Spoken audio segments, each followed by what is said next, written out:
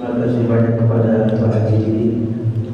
Assalamualaikum warahmatullahi wabarakatuh. Waalaikumsalam warahmatullahi wabarakatuh. Alhamdulillah, alhamdulillahi rabbil alamin. Wal 'aqibatu lil muttaqin wa la 'udwana illa 'alal zalimin.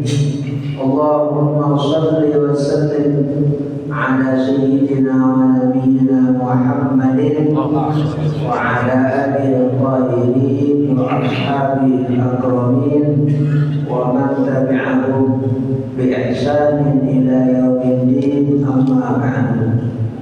Yang saya hormati penasehat Masjid Jami Al-Mubarak Ustaz Sufyan Shalih, yang saya hormati segenap orang tua di Masjid Al-Mubarak dan kita Bapak Haji Malik dan semua orang tua kita, yang saya hormati Bapak Haji Jami selaku Ketua DKM Masjid Jami Al-Mubarak, yang saya hormati Bapak Haris Faisal yang selalu mengingatkan saya untuk hadir pada taklim bulanan Sabtu subuh ini di Masjid Jami Al-Mubarak.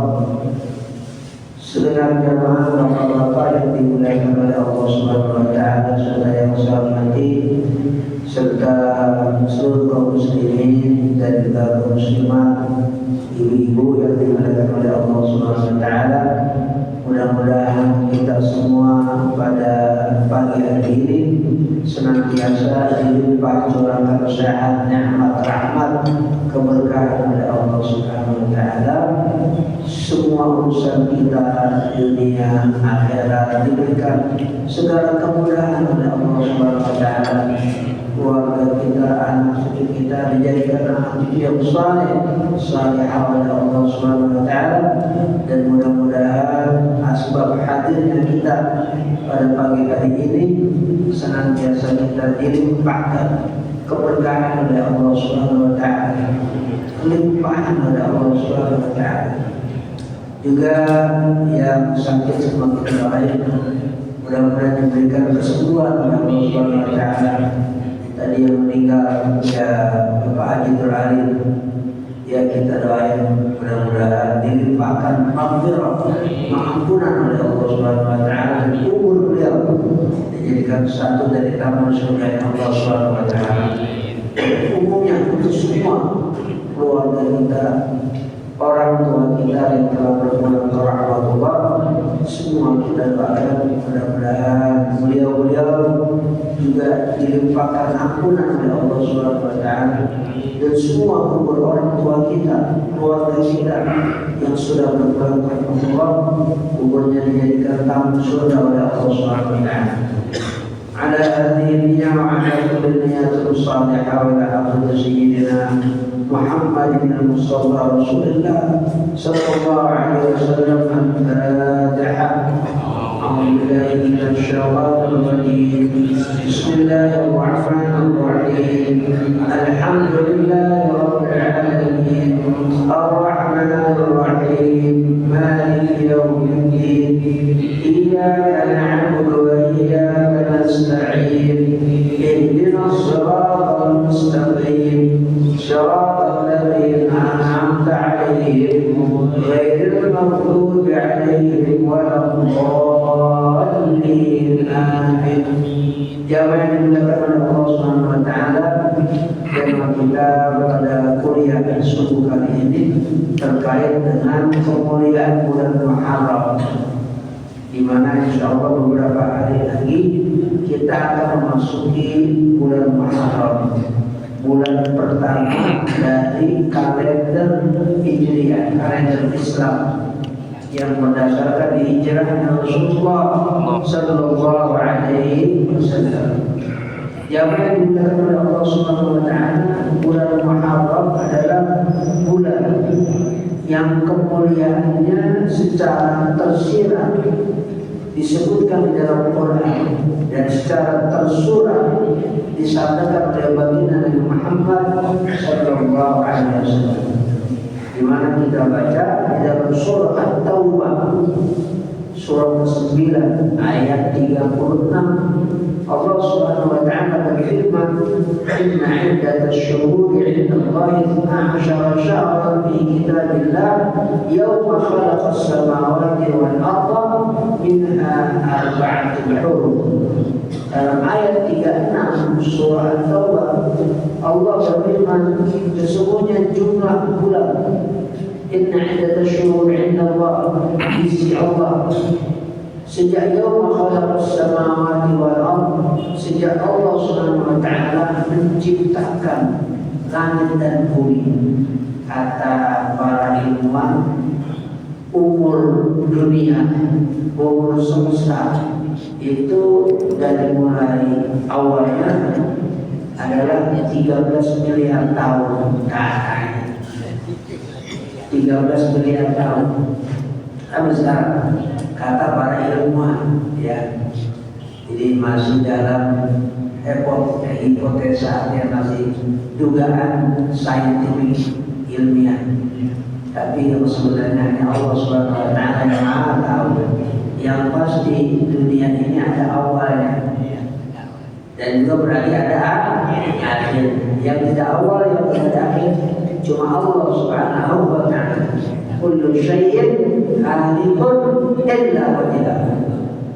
Kullu man 'alaiha fan wa yabqa wajhu rabbika dzil jalali wal ikram. Semua pasti binasa kecuali Allah Subhanahu wa taala. Yang kekal adalah Allah Subhanahu wa taala. Kalau kita sebagai manusia, termasuk bumi tempat tinggal makhluk hidup, termasuk langit tempat tinggal malaikat, semuanya pasti apa? Sirna. Kenapa? Ada awalnya. Kalau ada awal berarti ada akhirnya.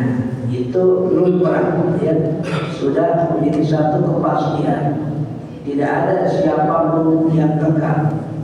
Jangan seperti ada salah seorang kaisar Cina zaman dulu, namanya Qin Shi Huang. Ini kaisar Qin Shi Huang.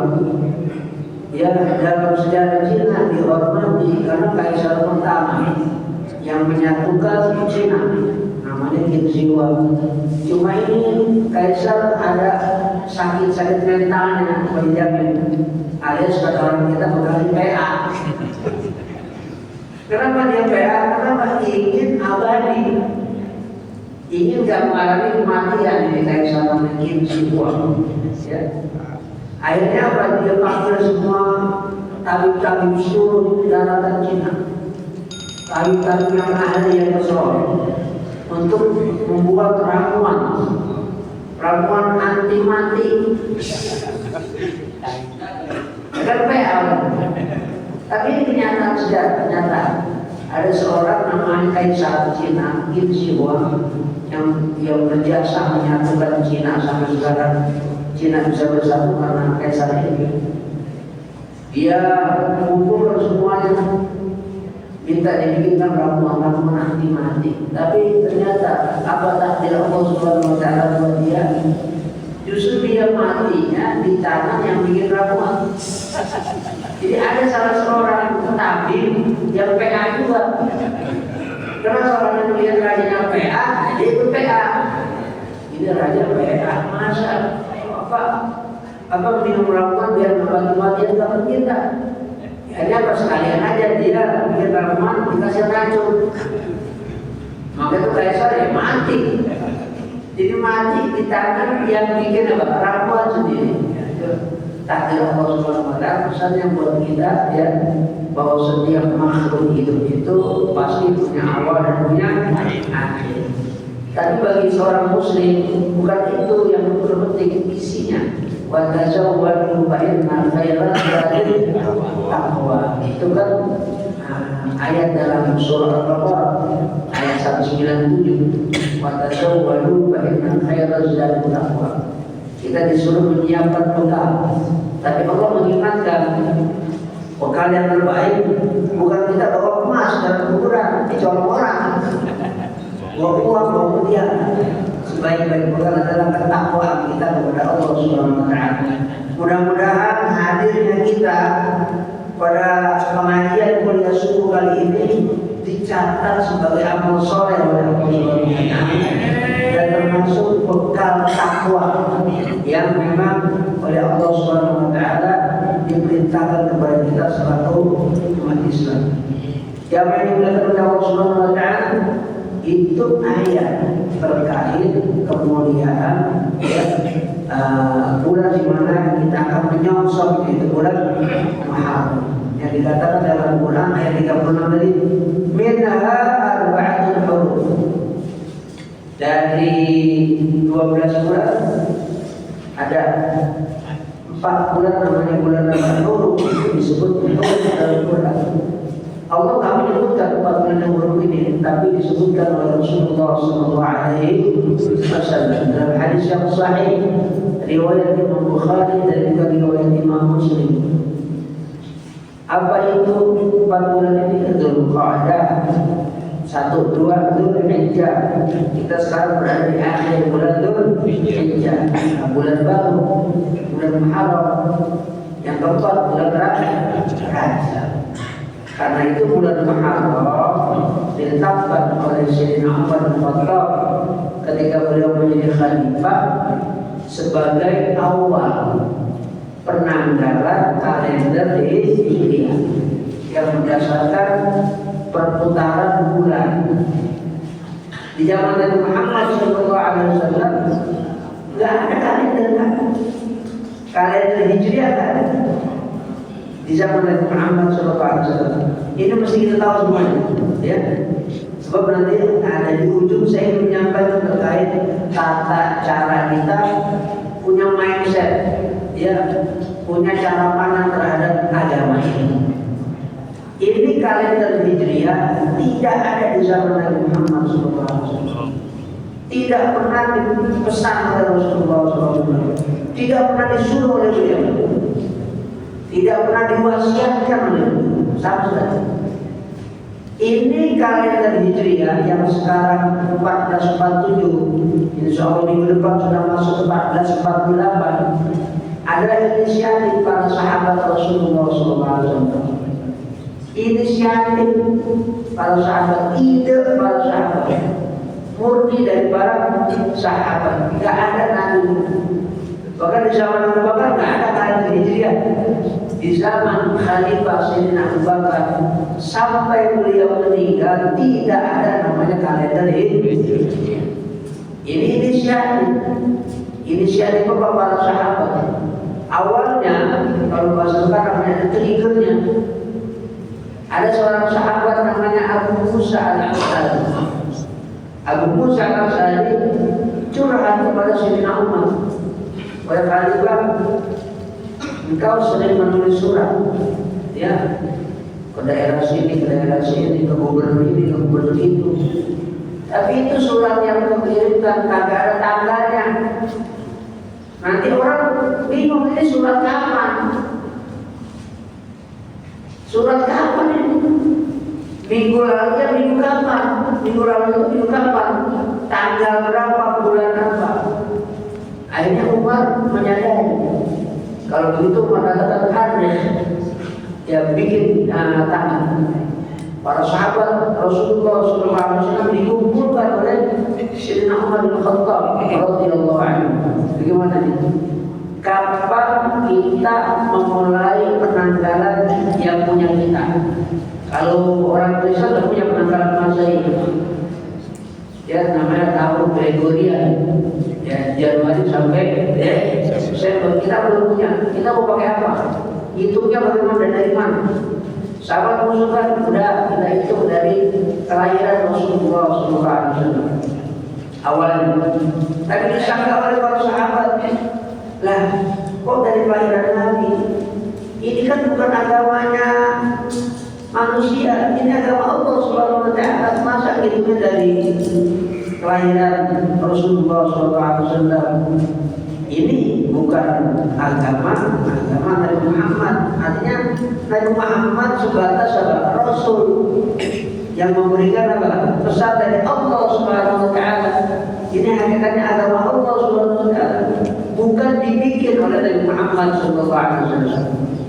Kalau gitu wafatnya Nabi kita jadikan patokan penanggalan, tidak juga secara aklamasi disetujui. Kemudian Isra Mi'raj Nabi Muhammad SAW juga tidak disetujui. Kemudian ada usul perang Badar dan sebagainya. Akhirnya Umar mengatakan udah gini, yang paling tepat menurut saya kata Sayyidina Umar, yang harus kita jadikan patokan adalah hijrahnya Nabi Muhammad SAW. Hijrahnya, kenapa? Itu penanda farraqat bainal haqq wal batil. Hijrah merupakan farraqat yang membedakan mana hak mana batil. Dan dengan hijrah Rasulullah SAW, Islam ini yang rahmatan lil alamin menjadi apa? Terbukti. Yang tadinya di Mekah itu kan dakwah itu secara umum sirran, masih sembunyi. Kemudian menjelang Nabi hijrah sudah mulai terbuka. Nah, pas hijrah Rasulullah SAW ini betul-betul bukan hanya terbuka, tapi meluas. Mana Rasulullah SAW menulis surat kepada para raja, kepada Raja Kaisar, menulis surat kepada pemimpin dari Mesir, namanya Muqawqis. Kemudian Nabi SAW menulis kepada Kisra atau Raja Persia, namanya Yazdajir, yang kemudian juga merobek suratnya Rasulullah SAW yang muarat gara-gara merobek surat Nabi Muhammad SAW, dan kemudian dia bilang nanti ini kerajaan Persia juga akan dirobek dan tidak akan kembali lagi. Selesai. Riwayatnya di atas muka bumi. Nabi juga menulis surat kepada Kaisar Bizantium atau Romawi Timur, Heraklius. Ini semua dilakukan Rasulullah SAW ketika beliau hijrah dari kota Makkah ke kota Madinah.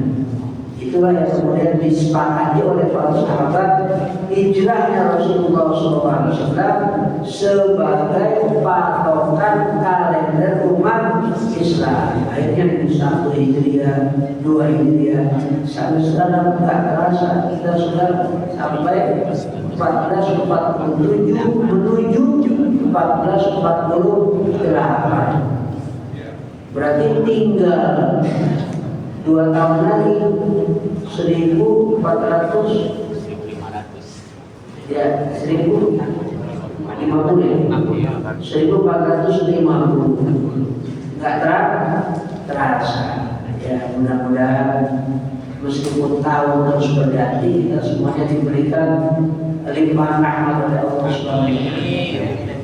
Yang dimuliakan oleh Allah Subhanahu wa taala, salah satu kemuliaan bulan Muharram adalah apa yang disampaikan oleh Rasulullah SAW, di mana kita disunnahkan untuk berpuasa. Nabi katakan dalam hadis riwayat Imam Muslim, afdalus shiyam ba'da Ramadan as-shiyam fi syahrillahi al-muharram.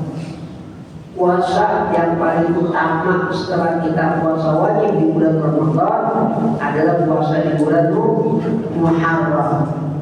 Nah, jadi ibadah di bulan Muharram ini termasuk afdalul amal, termasuk amal-amal yang paling utama. Apalagi yang bulan Muharram ini disebut dengan bulan keselamatan.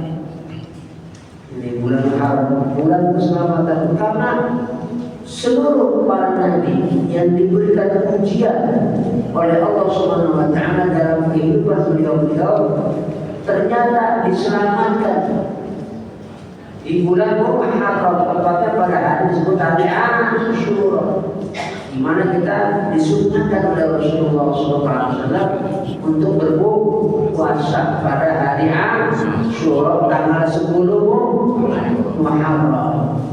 Kenapa? Karena para nabi, para rasul oleh Allah Subhanahu wa taala diselamatkan oleh Allah Subhanahu wa taala. Misalnya Nabi Musa, dan itu ada hadisnya Sahih Bukhari.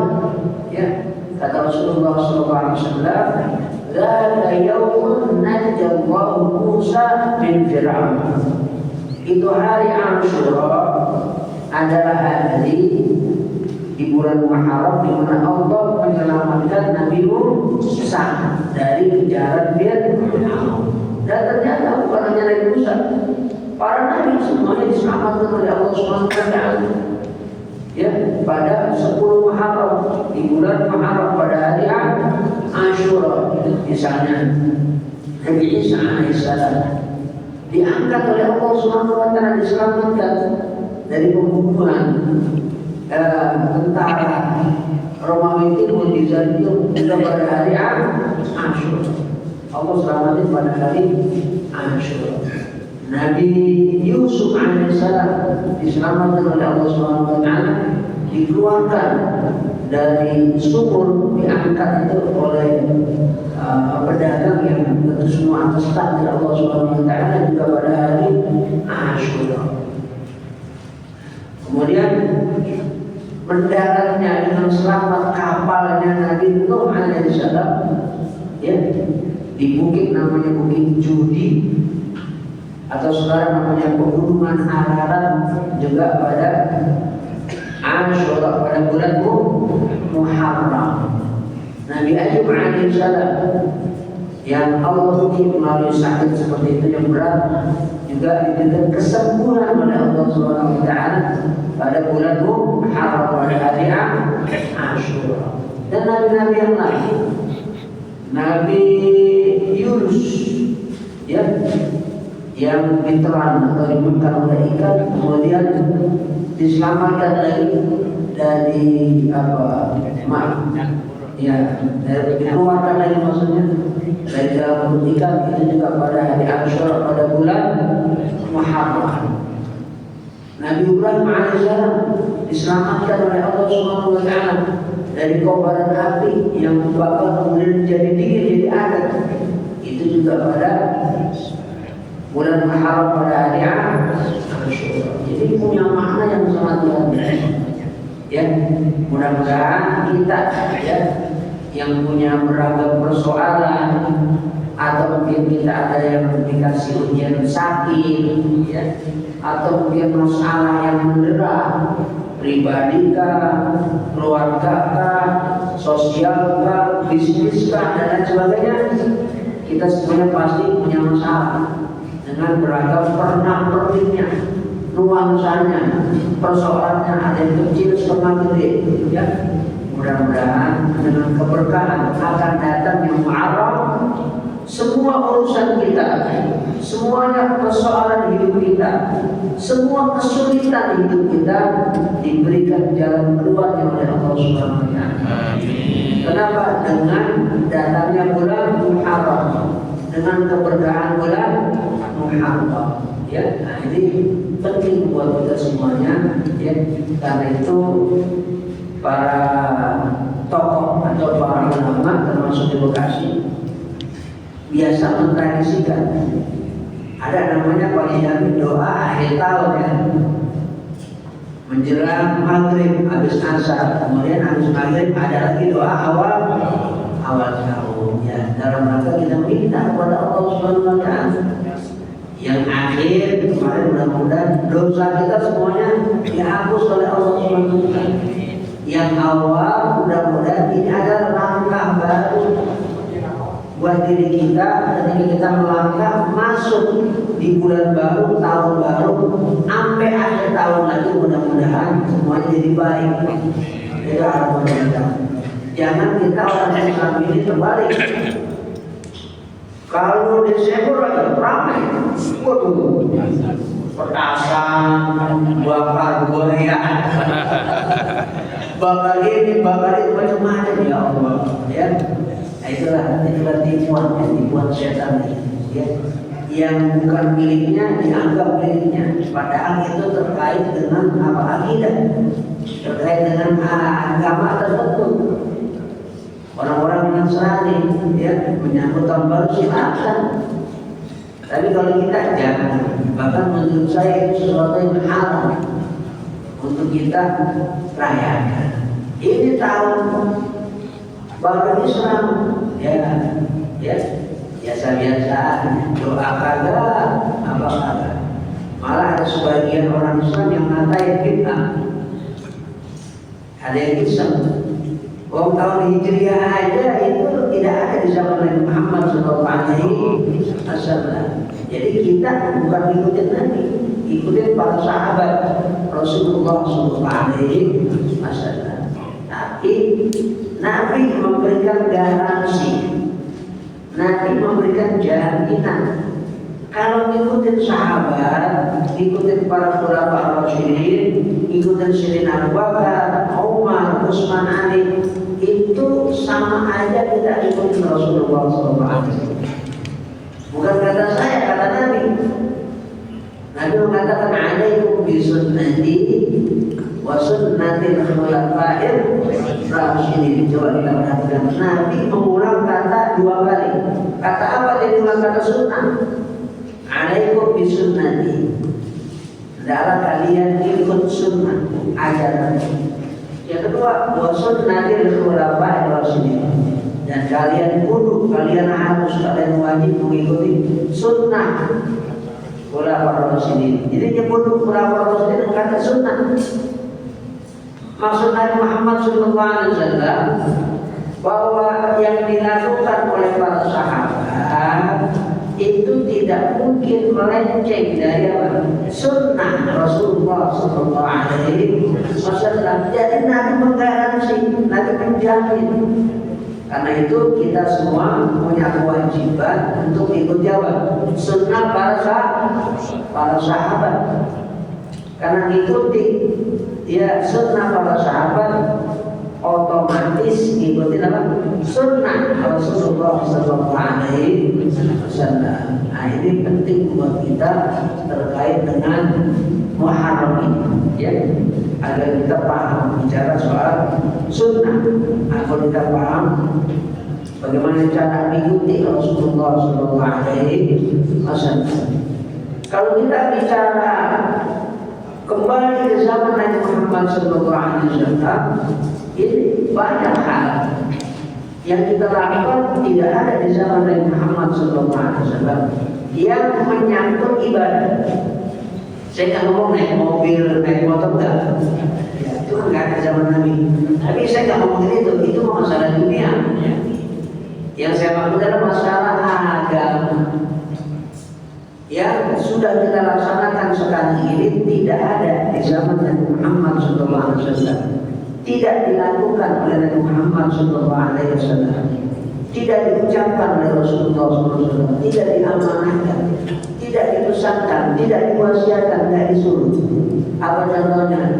Nah, di setiap masjid termasuk di rumah kita kan pasti selalu punya mushaf, punya Quran. Ya, kita semua umat Islam atau setiap masjid dan mushola pasti di dalamnya ada disimpan mushaf atau Quran.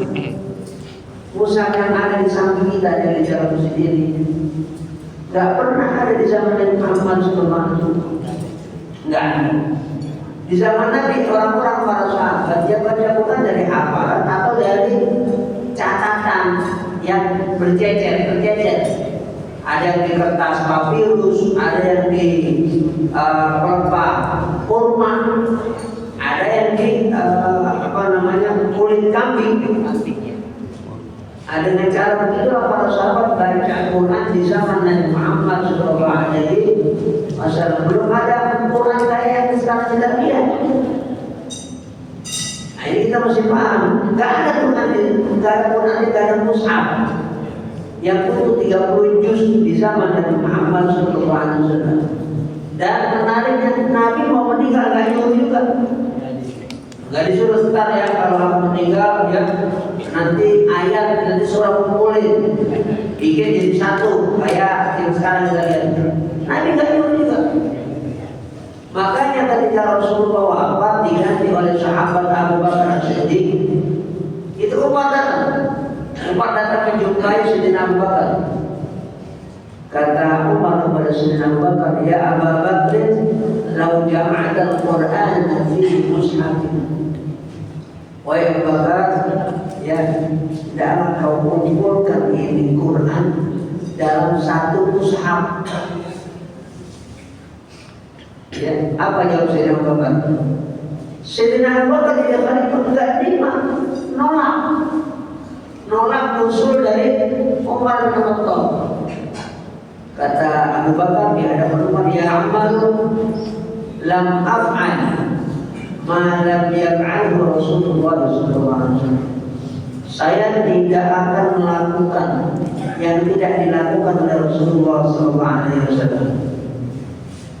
Sama dengan sekarang Pak, ini nggak dilakukan zaman Nabi bid'ah. Ya, tapi Abu Bakar di awalnya ngomong begitu. Ayo Umar, saya nggak mau melakukan yang tidak dilakukan oleh Rasulullah SAW. Maksudnya, saya nggak mau mengumpulin ayat surah dalam satu mushaf. Kenapa tidak dilakukan di zaman Rasulullah SAW? Apa jawaban Umar? Kalau benar, ya nggak ada dalilnya. Umar bilang di depan Abu Bakar, wallahi Abu Bakar inna adalah khair. Demi Allah ya Abu Bakar ini baik. Emang gak ada dalilnya. Kalau Umar mengatakan Nabi pernah bersabda, berarti kan hadis palsu. Umar mengatakan ini demi Allah ya Abu Bakar ini baik. Umar ditolak oleh Abu Bakar. Besok datang lagi. Umar kan orangnya keras. Besok datang lagi. Ya Abu Bakar, kalau jangan Al-Quran di mushaf. Wahai Abu Bakar, coba kau kumpulkan ini Quran dalam satu mushaf. Jawaban Abu Bakar kayak lagi. Umar juga bersumpah lagi. Wallahi Abu Bakar inna adalah khair. Demi Allah ya Abu Bakar ini baik. Ini bermanfaat, ini maslahat untuk umat Islam. Kalau Quran ini dikumpulkan dalam satu mushaf. Karena Umar ngotot dan Umar bersumpah ini baik, Abu Bakar mulai hatinya luluh. Tapi bukan karena marah, bukan. Sahabat nggak gitu. Abu Bakar hatinya dibuka oleh Allah Subhanahu Wa Taala dan itu pengakuan Abu Bakar sendiri. Ya, saya dibukakan hati saya oleh Allah Subhanahu Wa Taala ya dengan asbab usulan daripada Allah. Hari ketiga baru diterima itu usulan Sayyidina Umar untuk mengumpulkan Quran dalam satu mushaf. Dibikinlah tim pengumpulan Al-Quran. Ya, timnya Abdullah bin Mas'ud, Zaid bin Thabit dan beberapa sahabat yang memang ahli dalam Quran, kemudian dikumpulkan ke Quran dan kemudian disimpan itu Quran di rumah salah satu istri Rasulullah SAW yang bernama Hafsah binti Umar. Ya, jadi nggak disimpan di rumah Aisyah kan? Ini luar biasa pesan apa? Ada pesan tata negara. Kenapa nggak disimpan di Aisyah? Aisyah anaknya dua. Ya, nanti dikira apa? Nepotisme. Ini masalah tata negara, ini masalah agama. Karena itu disimpannya ya oleh Abu Bakar bukan di rumah anaknya, bukan di rumah Sayyidah Aisyah, tapi di rumah Hafsah yang juga istri Rasulullah SAW, bukan putrinya Abu Bakar, tapi putrinya Sayyidina Umar. Waktu Umar belum jadi khalifah, masih ya khalifah itu adalah Sayyidina Abu Bakar. Ini salah satu riwayat yang menarik terkait ya kepemimpinan di zaman Khalifah Abu Bakar As-Siddiq radhiyallahu anhu. Jamaah yang dimuliakan oleh Allah Subhanahu Wa Taala, ada terkait dengan hijrah itu ada hadis yang kita semuanya di awalnya itu udah tahu. Apa itu hadis? Innamal a'malu binniyat wa innamal likulli imrin ma nawa. Itu hadis innamal a'malu binniyat sebenarnya hadis tentang hijrah. Kenapa ada lanjutannya? Ini masih koma. Innamal a'malu binniyat wa innamal likulli imrin manawa faman kanat hijratuhu ila Allah fa hijratuhu ila Allah wa rasulih wa man kanat hijratuhu lidunya yusibuha aw imra'atin yankihuha fa hijratuhu ila ma hajara ilaihi. Jadi Nabi mengulang kata hijrah sampai 5 kali. Di dalam hadis yang nama a'malu binniyat. Nah, ini terkait Muharram, kita juga harus punya semangat hijrah. Semangat hijrah yang sifatnya maknawi, yang sifatnya substansi, bukan hijrah fisik. Karena hijrah fisik kata Rasulullah SAW sudah selesai. La hijrata ba'dal fathi kata Nabi. Tidak ada lagi hijrah selepas pembebasan kota Makkah pada tahun ke-8 Hijriah. Hijrah fisik sudah kelar, sudah selesai.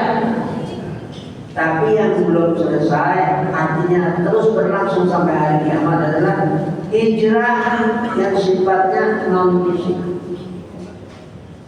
Pindah dari sesuatu yang buruk menuju yang baik. Termasuk Muharram ini kita niat hijrah. Mudah-mudahan ya Allah perbuatan saya yang buruk ya diganti. Ya saya harus bertekad untuk mengganti menjadi perbuatan yang baik.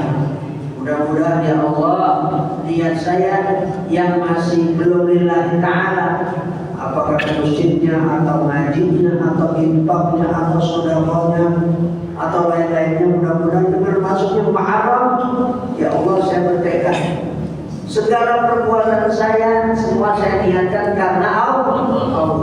Jadi ada yang harus kita perbaiki ya. Perbaiki apa? Niat kita pada masuknya bulan Muharram. Karena zaman dulu Rasulullah juga mengingatkan ada orang yang hijrah di zaman Rasulullah SAW ya. Ini boleh jadi tujuannya nggak baik. Kenapa? Ngejar cewek, ngejar perempuan. Ya, karena itu dalam hadis ini nama a'malu binniyat ada begini. Wa man kana hijratuhu lidunya yusibuha aw imra'atin yankihuha. Ada hadis itu hadis muttafaqun alaih riwayat Imam Bukhari dan Muslim. Ya, dikatakan lagi, siapa hijrah karena mengejar perempuan yang pengen dia nikah, ya udah dia dapatnya itu. Dapatnya apa yang dia kejar, itu juga belum dapat. Oh, satu wadah di tengah aku. Itu perempuan itu namanya Ummu Qais. Apa namanya Ummu Qais? Dia ini perempuan di Mekah yang paling cantik. Tapi muslimah maksudnya. Waktu ada perintah hijrah dia ikut pindah atau hijrah dari Mekah ke kota Madinah. Nah ini anak-anak muda kebingungan. Waduh, ya dia pindah ini udah gua ikut anak. Udah ya, gua ikut aja udah ke Madinah. Makanya diingat sama Rasulullah SAW. Kalau kalian hijrahnya karena ngejar cewek, ya udah, nah itulah yang kalian dapat. Dan belum tentu cewek juga mau sama kamu. Akhirnya apa? Hijrah kalian dapatnya jauh, nol. Kan sayang. Karena itu lagi mengingatkan hijrah karena Allah Subhanahu wa Ta'ala. Nah, masuk Muharram ini kita diingatkan oleh Rasulullah SAW agar perbuatan kita yang masih kurang baik pada 1447, pada 1448 yang akan kita song-song ini semuanya jadi baik, semuanya jadi amal soleh. Niat kita ada yang kurang baik, yang kurang benar tahun kemarin, menyongsong tahun baru ini semuanya kita perbaiki. Mudah-mudahan niat kita ini, tujuan hidup kita ini diberikan ridho oleh Allah Subhanahu wa Ta'ala yang memasuki tahun baru Islam 1448 Hijriah. Jadi kita mengingat betapa pentingnya hijrah Rasulullah SAW. Dari aspek ilmu lebih banyak lagi. Misalnya, ya Muharram ini terkait dengan ilmu-ilmu Al-Quran. Ilmu-ilmu Al-Quran. Kalau tidak ada hijrah, kalau tidak ada Muharram, nggak ada ayat namanya apa? Makkiyah. Ayat namanya apa? Madaniyah. Nggak ada. Kenapa? Karena ayat-ayat Makkiyah, ayat-ayat Madaniyah itu terkait hijrah. Definisinya disampaikan oleh para ulama. Apa itu ayat-ayat yang namanya Makkiyah? Oh, ayat-ayat Makkiyah itu ayat-ayat yang turun sebelum hijrah. Ayat-ayat Madaniyah itu adalah ayat-ayat yang turun setelah hijrah. Nah, jadi punya makna yang luas itu sampai kepada ilmu-ilmu syariat. Ada lagi namanya ilmu tentang apa? Asbabun nuzul. Sebab-sebab turunnya ayat, ya. Ayat-ayat yang bunyinya ya ayyuhan nas itu secara umum turunnya sebelum hijrah. Secara umum, nggak semua. Ayat-ayat yang bunyinya ya ayyuhalladzina amanu itu secara umum turunnya setelah hijrah Rasulullah SAW. Ada lagi terkait dengan metode dakwah Nabi. Sebelum hijrah secara umum dakwah masih sembunyi-sembunyi. Setelah hijrah dakwahnya jauh terbuka bahkan semakin meluas. Itu banyak sekali ya hal-hal terkait dengan tahun baru Islam ini yang bisa kita gali, yang bisa kita analisa, yang bisa kita pelajari, yang tadi bermuara bagaimana kita semua secara pribadi umat Islam, keluarga, secara sosial kita ingin membentuk kepribadian yang baik. Kalau bahasa Quran, minal dzulumati ila nur, minal dhalalati ila huda. Itu kalau bahasa Quran. Yang terpenting mudah-mudahan kita semua diberikan ridho. Apa yang dilakukan oleh Allah Subhanahu wa taala, demikian yang saya sampaikan terkait kuliah subuh pagi hari ini dalam rangka menyambut tahun baru Islam, menyambut bulan Muharram. Untuk selanjutnya ya mungkin ada hal-hal yang kita buka ruang tanya jawab. Kembali dulu kepada majelis.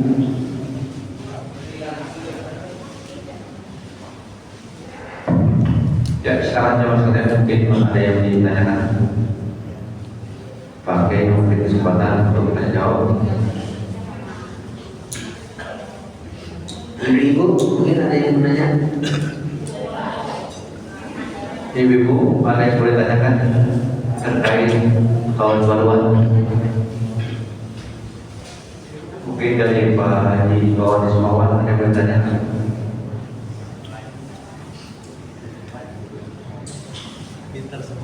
Ya, lanjut dikit sebelum kita sarapan. Ya, apa yang kita lakukan pada bulan Muharram? Ya, lakukanlah berdoa, lakukanlah banyak istighfar. Bahkan ada satu kitab yang ini adalah tulisan dari Syekh Nawawi Al-Bantani. Syekh Nawawi Al-Bantani, Syekh Al-Bantani. Jadi beliau menulis syarah kitab namanya Qurratul Ain. Syarah Qurratul Ain. Dalam kitab itu beliau memberikan penjelasan bacaan zikir yang kita baca pada bulan Muharram. Bacanya begini. Tapi ini bukan hadis, ini apa namanya? Kalamul ulama, ya. Tapi zikirnya ini zikir yang betul. Bunyi apa? Subhanallah bil al-mizan wa muntahal ilmi wa mabda'ur ridha wa zinatal 'arsh walhamdulillah bil al-mizan wa muntahal ilmi wa mablagh ridha wa zinatul 'arsy. Allahu akbar min al-mizan wa muntahal ilmi wa mablagh ridha wa zinatul 'arsy. Ini kan zikir ada dalam hadis. Tapi kapan dibacanya, Nabi Muhammad SAW tidak memberikan satu arahan untuk dibaca pada hari ini, dibaca pada saat ini. Namun ini adalah zikir Rasulullah SAW yang sifatnya mutlak, artinya apa? Bebas. Kita membaca kapanpun dan berapapun. Nah, Syekh Nawawi memberikan satu arahan. Ini pas zikir ini, zikir Nabi ini kalau dibaca dan diperbanyak dibaca pada bulan Muharram. Subhanallah bil mizan wa muntahal ilmi wa mablagh ridha wa zinatul 'arsy. Berapa kali? 73 kali. Apa landasan daripada Syekh Nawawi baca zikir Nabi itu di bulan Muharram itu 73 kali? Kenapa? Beliau memberikan satu argumen. Karena di bulan Dzulhijjah menjelang Muharram itu ada 73 orang yang datang dari kota Madinah. Apa jumpai Rasulullah SAW di Mekah, tepatnya di kota Mina. Ngapain itu 73 orang dari Madinah? Itu namanya Yathrib. Mereka ini berbaikat sumpah setia di depan Rasulullah SAW untuk apa? Membackup, mendukung, membela Rasulullah SAW. Dan ya, baiat ini direkam, diriwayatkan di dalam Sahih Bukhari. Di dalam hadis yang paling tinggi derajat sahihnya itu Sahih Bukhari tentang baiat 73 orang ini di depan Rasulullah SAW menjelang datangnya bulan Muharram. Jadi kita mengambil satu keberkahan dari baiat ini dan bisa kita lihat di HP kita. Nanti kita akan baiat Aqabah kedua.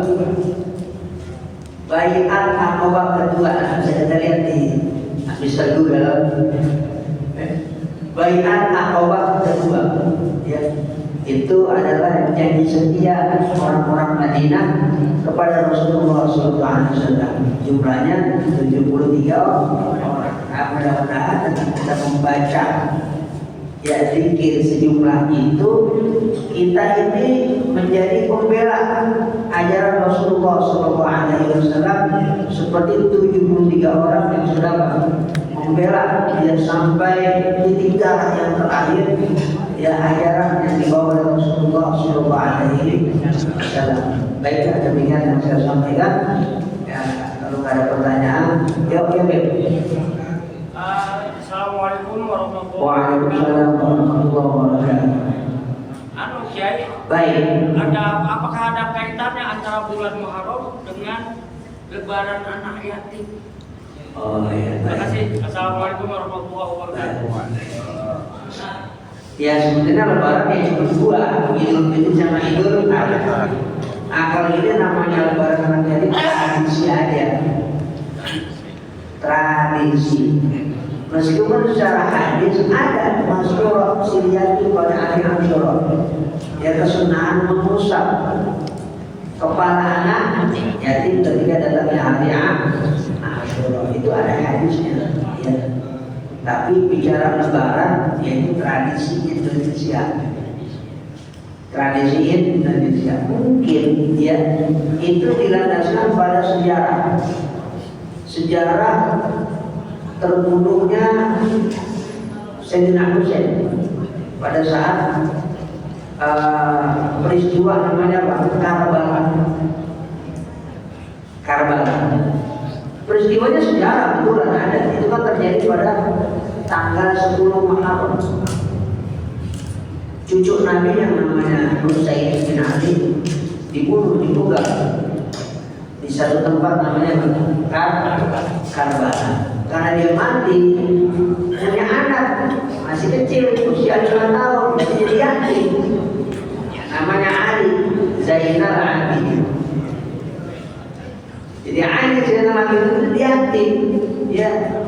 Pada saat tadi pembunuhan ayahnya yang merupakan cucu Rasulullah SAW, mungkin karena adanya peristiwa itu, kemudian ya sekarang ada tradisi namanya apa? Lebaran anak yatim. Ya kita ngambilnya yang baik. Kalau orang-orang Syiah beda lagi. Ya 10 Muharram itu ada peristiwa mencabut diri sampai luka. Kenapa? Ikut merasakan, meratap betapa beratnya ya penderitaan Sayyidina Husain, cucu Rasulullah SAW.